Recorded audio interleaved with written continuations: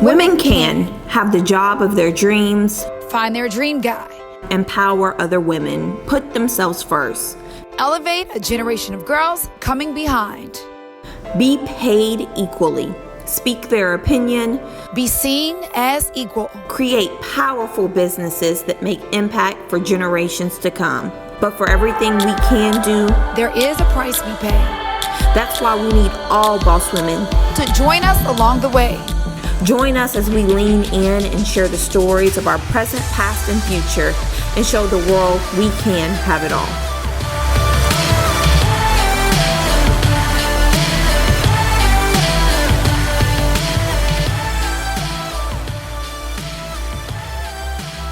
All right, welcome back to Boss Women Connect. On today's episode, we're going to be talking a little bit about loneliness.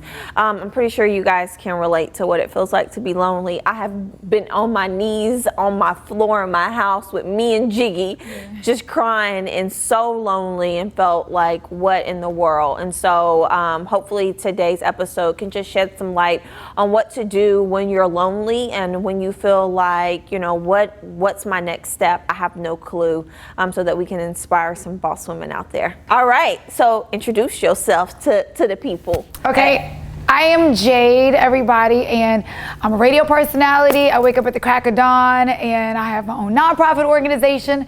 I'm single, and so I'm trying to balance life between like being a side hustler, working on the radio every single morning, and just kind of figuring out like what's next for me, right? Yeah. And I'm a former corporate exec turned consultant with 2 kids that are teenagers. I'm a wife and a mom, and I'm always looking for what's next. And I'm Marty McDonald. I'm the CEO and founder of Boss Women Media. I'm a former corporate queen that turned her side hustle into her full-time hustle.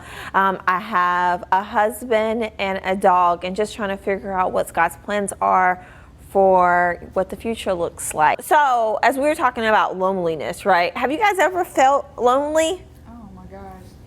I think the misconception about feeling lonely is that you're alone. You know what I mean? Like, you can be surrounded around 50 million people and still feel lonely. Being in entertainment and being on a morning show, obviously anytime we go out in public, we're surrounded around tons of people. But I can remember there being a point in my life where I was suffering in silence for so many different reasons.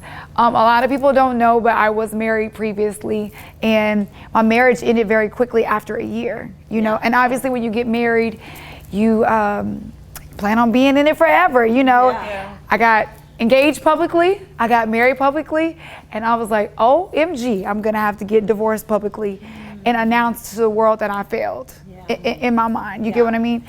And that was probably one of the loneliest times for me. You just felt like, who do I talk to? Who has the answers? Who can pull me out of this? I think last year I was probably my most loneliness in life. When I first quit my job, I was like, yes, I'm about to watch Wendy Williams at 10 o'clock. Life was gonna be amazing, until one day I woke up and I was like, no, what am I doing?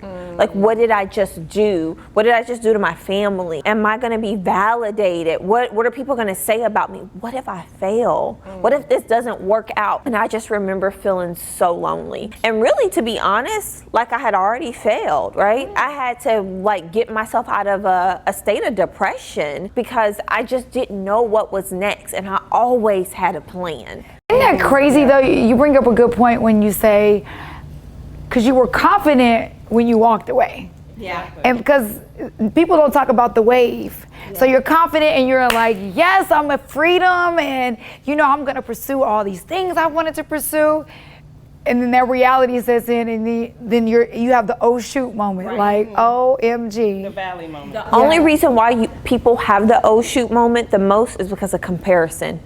And I compared myself, right? I looked on Instagram. I'm like, look at what all these other people are doing. Why am I not doing that yet? I needed to go through the journey of what it was like to sit on the phone and pitch my business to another business, and what that implied for me, what work I was gonna put in it. But I craved those things then, and I didn't even know what I was asking for. Right. And so in my loneliness, it was just me and God. loneliness had put me in a state of desperation, but I was in constant prayer. God, send me the right people. And it was so crazy because my tribe switched and changed. This is when I met Laura. I met Laura just a year ago, which is crazy. And I was just meeting some people, right? And so I had been in contact with this one girl, and I was on the phone with her, and I was asking her, how are you doing this? How are you getting sponsorship? Like, what are you doing? And she told me, you sound desperate. Yeah. And it was like, wow, that was like a slap in the face. I never wanted to feel or be that person who was desperate, right? And so she goes, you're not allowing God to do miraculous works.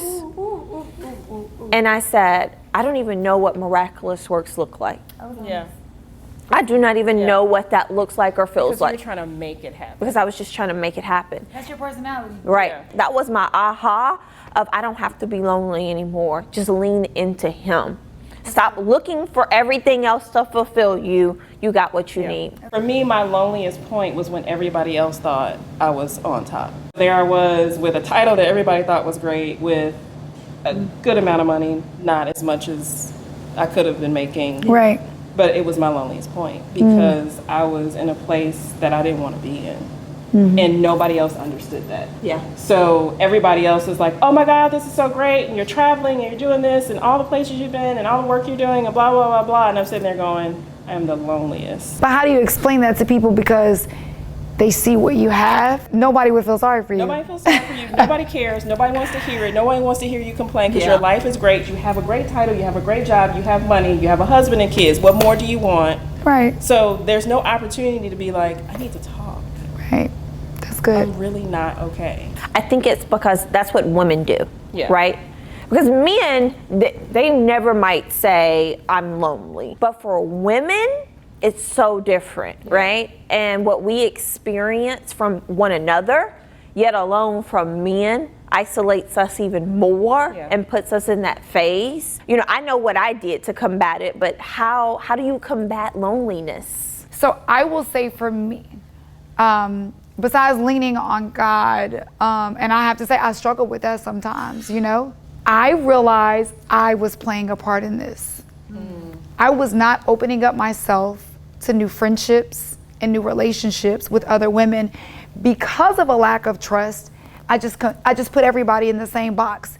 Everybody has intentions. Everybody wants something from you. And God dealt with me. And when I tell you, I met you guys. Yeah.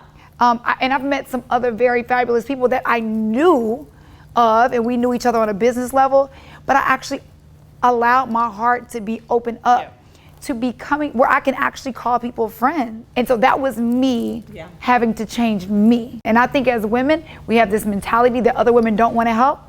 There are women out there that actually want to bring you in and say, hey, let me show you how to do this. Hey, let me help you with this. Because all of us have different strengths, and we really do help each other in different ways. I mean, mine is a lot like yours because for me, it was picking up the phone. It was just initiating the call and saying, I'm not okay.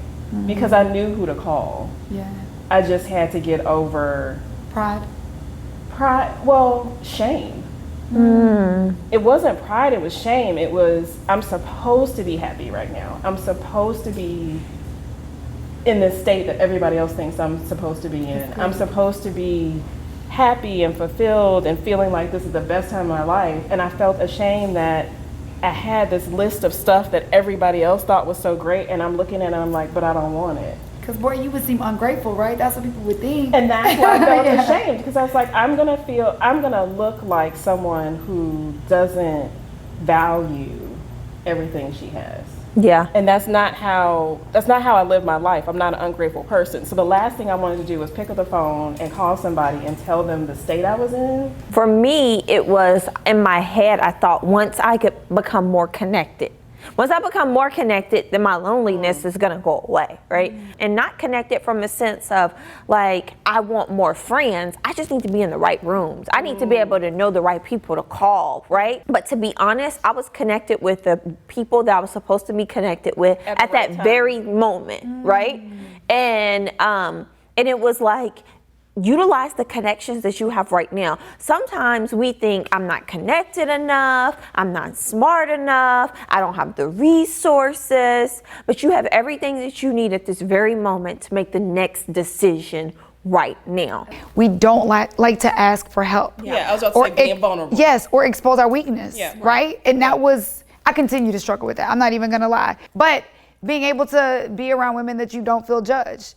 And I think a lot of times if we just go ahead and ask for the help, so many women want to help, but they're not gonna push you down to help you. You know what I mean? You gotta let people know where you need it. We've all usually been the friend that people call. Yeah. And so in the moments when we need somebody to call, it's like, I gotta call somebody. Yep. And then it's like, who am I gonna call? Because I need to call somebody who's not gonna immediately say, girl, you always have it together. Right. I need that right now. I need you to be with me. Right. But do you guys remember being in the space where those people weren't in place? Oh yeah. Because that was another lonely place for me, is even though I had friends, they didn't understand, you know, where I was in my life. Some things I did not want to share. Yep. And I remember praying to God and saying, God, bring me like the people that are supposed to be around me that I can trust and believe in, and that won't judge me, and that will, you know, let me be me. I'm not gonna lie and say I'm still struggling with that. Yeah. You know, like I know that God has really put, man, some amazing women in my life over probably the last year, where I feel like these are God ordained people in my life, right? But man, I still feel like I have something to prove to the other friends too, right? Like I can't be super vulnerable with them because I'm like, they really secretly think I'm not gonna win.